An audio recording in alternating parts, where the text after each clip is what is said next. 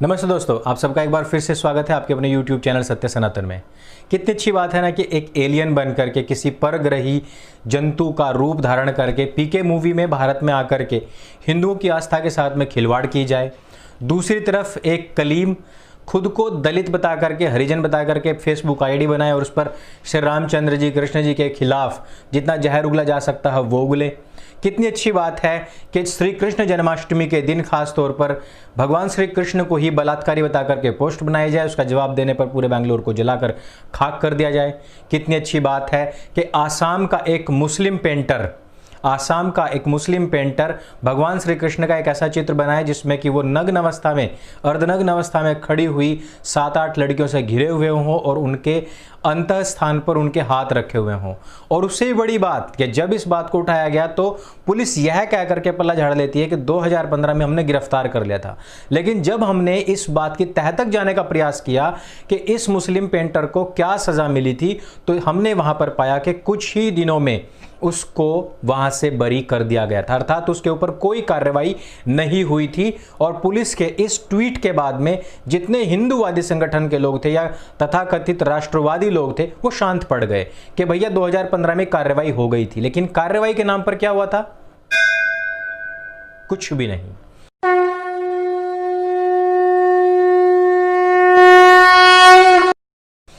ये स्थिति है भारतवर्ष में। और अब आस्था को खंडित करने के नाम पर आपने देखा होगा श्री कृष्ण जन्माष्टमी पर बहुत सारे पुराने फोटोज हैं। वो बुर्खाधारी महिला है और वो अपने साथ में श्री कृष्ण का रूप धरे हुए छोटे छोटे बालकों को लेके जा रही है जो कि मुसलमान हैं। अब आप देखेंगे क्या बहुत सारे मुसलमानों ने ट्वीट पे ले कि ये है भारत, ये है भारत की खूबसूरती, ये देखिए मुसलमान जो है वो श्री कृष्ण का रूप धरवा करके अपने बच्चे को ले करके जा रहे हैं।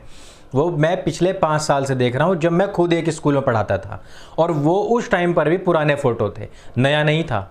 वो क्या है? ये होते हैं हाथी के दांत दिखाने के।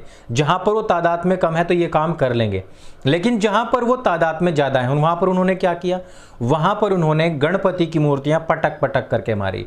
गणेश चतुर्थी क्योंकि आने वाली है और वहाँ पर पूरे देश जहाँ पर भी हिंदू रहते हैं वो अपने घरों में स्थापना करते, तो किसी मॉल के अंदर मूर्तियाँ रखी हुई थी तो मुसलमानियाँ गई और उन्होंने पटक पटक करके वो सब मूर्तियाँ तोड़ दी।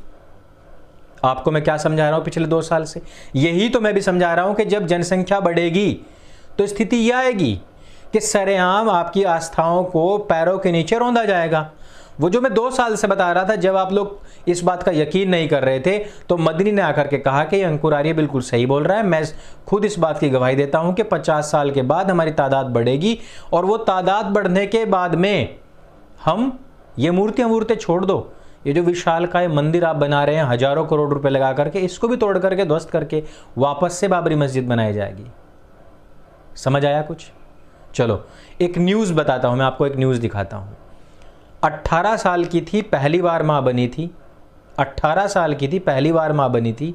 15 साल हुए हैं शादी को, 33 साल की हुई है, 13वें बच्चे को जन्म दे रही है और डॉक्टर्स उसको शुभकामनाएं दे रहे हैं, साथ में खड़े होकर के फोटो खिंचवा रहे हैं। 33 साल की लड़की हिंदुओं में शादी तक नहीं करती है, उसको कोई प्रिंस चाहिए होता है जो आसमान से उतर के आए, 7 घोड़ों पर सवार हो, उसके रथ पर उतर के वो आए, उसको प्रपोज करे, उसको अंगूठी पहनाए, गुलाब का फूल दे। उससे भी ज़्यादा उम्र हो जाएगी पर ऐसा कोई नहीं आएगा। और इधर वो जनसंख्या बढ़ा करके 13 पैदा कर चुकी है। उन 13 में वो जहर मदरसों में भरा जाएगा। 13 को वो कोई कॉन्वेंट स्कूल में तो पढ़ा नहीं सकते, शक्ल आप भी देख सकते हैं। वो कोई जाकर के स्कूल में तो पढ़ाने से रहे, वो कहाँ पढ़ेंगे? मदरसे में पढ़ेंगे। और मदरसे में उनको क्या सिखाया जाएगा? काफिर वाजिबुल कत्ल है, काफिर कुफ्र करता है, हमारा नबी और हमारा अल्लाह जो है, यहाँ तक कि उसकी जो गधी थी वो तक भी काफिरों से नफरत करती है। ये सारे के सारे गर्दन उतारने लायक हैं। और वो जब तुम्हारा 35वें साल की उम्र में शादी होगी, इलाज विलाज करवा के एक आध बच्चा होगा, वो सारे के सारे जो 13 के 13 है उनके निशाने पे कौन होगा? तुम्हारी हवेली, तुम्हारी कोठी, तुम्हारे बच्चे, जिनको आज काट काट करके 400 बार स्टैब करके नालों में फेंका जा रहा है। और तुम उन बच्चों को पैदा करते हो बड़ी शिद्दत के साथ में, पढ़ाते हो कॉन्वेंट में, ज्ञान देते हो कॉन्वेंट का, और वो किसके निशाने पर हैं? इन लोगों के। और तुम्हें क्या मिलता है इससे? तुम्हें कुछ इससे हासिल होता है, प्राप्त होता है। भारतवर्ष में अभी तक इस तरीके की मेंटेलिटी भी नहीं बन पाई है कि हमारा शत्रु कौन है। लेकिन पिछले वीडियो मैंने आप लोगों को बताया था कि चाइना के अंदर 2016 तक वहां पर स्थित 70% मस्जिदों को ढाया नहीं गया है, बम लगा करके उड़ा दिया गया है। और वहाँ जहाँ पर उन बम लगा करके उड़ाई हुई जो मस्जिदें थी, वहाँ पर अब टॉयलेट्स बन रहे हैं, वहाँ पर अब बियर बार बन रहे हैं, वहाँ पर अब सिगरेट, बीड़ी, तंबाकू बिकने की दुकानें बन रही हैं। पिछले दिनों मैंने आपको बताया था कि इजराइल में एक मस्जिद थी जिसको उड़ाया गया था और उड़ाने के बाद में उसको बार बनाया गया था। आप में से बहुत सारे लोगों ने कहा था कि यहाँ पर तो टॉयलेट बनने चाहिए थे। क्योंकि ऐसा कोई किसी की आस्था को खंडित करने के लिए नहीं, क्योंकि जहाँ पर इनके नबी का जन्म हुआ था वहाँ पर भी बहुत सारे उनके समय के जितने सहाबा थे और उनके परिवार के जो लोग थे, उनकी नाम की बनी हुई मस्जिदों को उखाड़ करके वहाँ टॉयलेट्स बनाए गए हैं। क्योंकि वो कहते हैं कि हमारे यहाँ पर एक मस्जिद है, काफ़ी है, हमारे यहाँ पर टॉयलेट्स की कमी है, उसके लिए जगह नहीं थी, इनको हटाकर हमने टॉयलेट्स बना दिए हैं। और यहाँ आप दूसरी तरफ भारतवर्ष में क्या देखेंगे, ट्रेन में बैठा हुआ व्यक्ति जो टॉयलेट करता है, वो जो नीचे से छिड़कता हुआ जाता है ना मस्सक की तरह, वो उसके नीचे तक भी मजारें बनाई हुई हैं। यानी कि वो जो टॉयलेट के छींटे हैं वो खुद मजारों के ऊपर पड़ते हैं।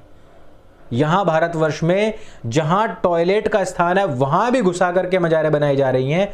और एक वो अरब देश के जहाँ पर मस्जिदों को हटा करके टॉयलेट बनाई जा रही हैं। और वही काम आज चाइना ने किया है।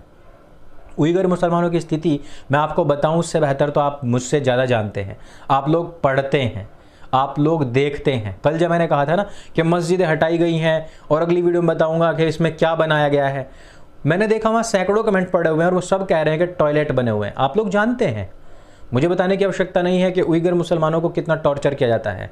लेकिन मैं आपको बताना चाहता हूं कि वहां पर उनको सेक्स स्लेव से ज़्यादा कुछ भी नहीं समझा जाता है। यहां तक कि यहां भारतवर्ष में 13वें बच्चे को जन्म देने के बाद में यहां पर डॉक्टर खिलखिलाते हुए, दांत फाड़ते हुए उनके साथ में फोटो खिंचवाते हैं। हिंदू को बताते हैं अरे 3 बच्चे, ये तो मतलब संकीर्णता की हद हो गई है। और वहां पर 13वें बच्चे के साथ में खुशी मन रही है। चाइना के अंदर अगर कोई गर्भवती भी है तो उसको जबरदस्ती पकड़ करके उसका गर्भपात करा दिया जाता है। ये स्थिति है। मैं बात कर रहा था कि चाइना में सेक्स स्लेव बना करके रखा जाता है। दिल्ली के अंदर जब छापा पड़ा एक चकला घर के ऊपर, एक बार के ऊपर, तो पिछली बालकनी से कुछ कुछ बैगेजेस होते हैं ना जो गार्बेज में बांध करके फेंका जाता है, वो हमने कूदते हुए देखे। इन गार्बेज बैगेजेस का जो मजहब है वो बताने की आवश्यकता नहीं है, लेकिन ये देखिए कि उनके भाई लोग जो हैं वो कितनी सहायता कर रहे हैं। उनको पता है कि ये अंदर जिस्म फरोशी करती हैं, उनको पता है कि ये सारे के सारे जितनी भी महिलाएं हैं ये मेहनत मजदूरी ना करके, अपने बच्चों को ना संभाल करके आसान रास्ता इन्होंने पकड़ा हुआ है। ये सारे के सारे जो लोग हैं जिस्म फरोशी का काम करते हैं और ज़बरदस्ती जो किडनैप्ड लड़कियां होती हैं, महिलाएं होती हैं, उनको इसमें धकेला जाता है। लेकिन आप ये देखिए, हारमनी देखिए कि नीचे खड़ा हुआ भाईजान अपनी बहन जान की कितनी हेल्प कर रहा है, और वो बहन जान जो नीचे कूदती है अपने भाई की बाहों में, वो भी तुरंत वहाँ से निकल जाती है। ये हारमनी है, ये सेटिंग है। और एक तरफ आप हैं जहाँ एक फैमिली के पास में यदि बालक नहीं है तो ऐसा नहीं कि चलो ठीक है आपके यहाँ तो बच्चे हो रहे हैं तो आप एक बच्चा पैदा करें और उसको दे दें, हो ही नहीं सकता। और ये भी नहीं हो सकता है कि जिसके पास में बच्चा नहीं है वो ही अपने परिवार में से किसी और को कह दे कि भैया एक बच्चा मेरे नाम का पैदा कर ले, मैं ही पाल लूँगा। वो भी स्थिति नहीं है। यहाँ दूसरी तरफ देखिए 13-13 बच्चे पैदा हो जाते हैं, सेक्स स्लेव बनती हैं उनकी महिलाएं पैसा कमाने के लिए। और यही नहीं, वहाँ से जिन फरोशी के साथ साथ ब्लैकमेलिंग का धंधा भी करती हैं। और जब उनके ऊपर इस तरीके की कोई भीड़ पड़ती है, अड़ी भीड़ पड़ जाती है, कोई विपदा पड़ जाती है हिंदी में कहें तो वहाँ पर उनके भाई जान अपनी बहन जान की हेल्प भी करते हैं। पर हिंदुओं को ये बात समझ ही नहीं आ रही है कि वो जो फास्ट ब्रीडिंग मजहब है, कल्ट है, वो इतनी तेजी से जो बढ़ता जा रहा है, उसको आप रात दिन ये तो कहते हैं कि इन्होंने ये कर दिया वो कर दिया, लेकिन आप उसको टक्कर कैसे देंगे? अपनी बच्चियों को आप 35-35 साल तक ऐसे ही घर में बैठाए रखेंगे, अपने लड़कों को इसी प्रकार से बैठाए रखेंगे, ऊपर से खान पान उनका सही नहीं, दिनचर्या सही नहीं, कि वो अपने अंदर जो उनकी भूमि है, जो बीज है, वो भी स्वस्थ रहे, ताकि वो अगले आने वाले समय में अच्छे नागरिक पैदा कर सकें, तो कैसे चलेगा। दूसरी तरफ देखिए, उनका नारा है हम 5 हमारे 48, सबके हाथ में 1 के 47। उन सब की मजहबी जो उनकी धर्मांधता है, मतांधता है, उसको देखिए, आपकी टक्कर उसके साथ में है। इस वजह से समय रहते संभलना होगा, सरकारों के ऊपर दबाव बनाना होगा, राजनेताओं के ऊपर दबाव बनाना होगा कि सख्त जनसंख्या नियंत्रण कानून लगे। सबको समान अधिकार देना है तो समान कानून का पालन सबसे करवाया जाए। और एक जो सबसे बड़ी चीज है, कॉमन सिविल कोड, ये सब पर लागू होना चाहिए। और इसके लिए आप लोगों को तत्पर होना पड़ेगा, कमर कसनी पड़ेगी। अगर आपको जो एक आध चीची बच्चा जो पैदा कर रहे हो, यदि आपको उसकी सुरक्षा चाहिए तो इस वजह से संगठित होकर के अपने समाज में इस संदेश को फैलाइए। अपने समाज को बताइए कि आज हमें किस चीज की ज्यादा जरूरत है, गाड़ी बंगले की या फिर अपने बच्चों के सुरक्षित भविष्य की। अपने हाथ में जितनी ताकत होगी, कहते हैं ना जितने हाथ उतनी लाठी, तो जितनी ताकत आपके पास में होगी, हाथ में होगी, जितनी वोट आपकी होगी, उतनी ही ताकत होगी और उतनी ही सुरक्षा की गारंटी होगी। किसी पुलिस, आर्मी या फिर राजनेता के चक्कर में ना पड़िए। संगठित होकर के राजनेताओं पर दबाव बनाए इन कानूनों को लाने हेतु, और अपने परिवारों में एकाकी ना होकर के संगठित, संयुक्त भी ना रहे तो संगठित परिवारों का निर्माण करना अभी से शुरू कर दीजिए। इस वीडियो में सिर्फ इतना ही। यदि वीडियो आपको अच्छी लगे तो इसको सबके साथ में शेयर अवश्य करें। मेरे संग बोलिए सत्य सनातन वैदिक धर्म की जय। जय हिंद, वंदे मातरम।